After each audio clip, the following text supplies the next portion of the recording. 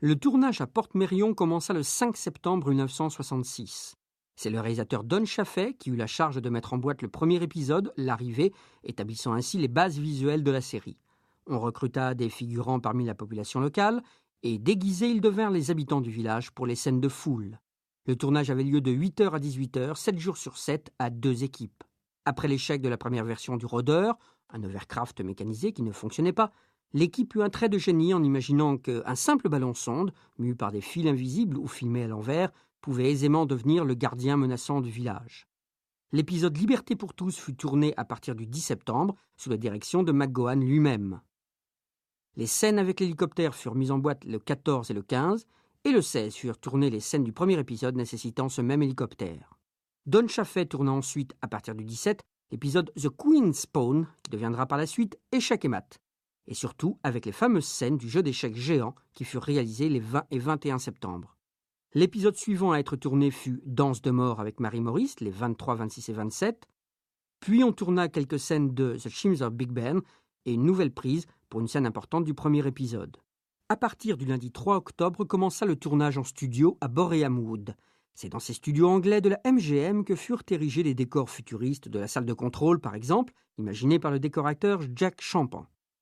On compléta tout d'abord les épisodes qui venaient d'être tournés à Porte-Mérion, chaque épisode demandant 2 semaines en studio.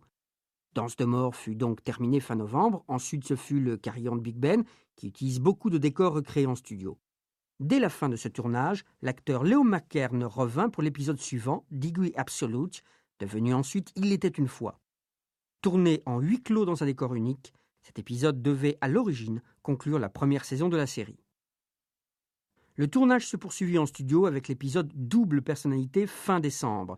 C'est la doublure de McGowan, Frank Maher, qui donna la réplique à McGowan quand le numéro 6 est censé être confronté à son double.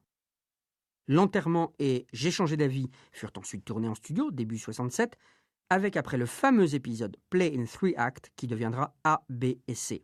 Le 26 février, Peter Graham Scott commença le tournage du Général, un épisode qui montra pour la première fois les souterrains du village. En mars 1967, une équipe retourna à Porte-Mérion pour tourner de nouvelles séquences, mais sans McGowan. On enchaîna avec d'autres épisodes en studio, Le marteau et l'enclume, puis Le retour, et en août 67, Pat Jackson réalisa L'impossible pardon sans la vedette de la série. Patrick McGowan était en effet retenu sur le tournage du long-métrage américain Destination Zebra, Station Polaire.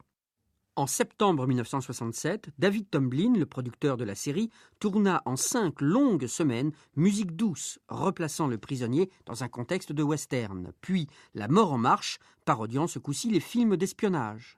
Puis McGowan réutilisa de nombreux décors de ce dernier épisode pour tourner lui-même le dénouement, la conclusion de la série, qu'il écrivit en un week-end et qui fit directement suite à Il était une fois. Totalement allégorique et hautement symbolique, l'épisode se conclut par les scènes finales dans les rues de Londres, tournées fin décembre 1967. Il aura donc fallu 1 an et 4 mois pour tourner les 17 épisodes du Prisonnier.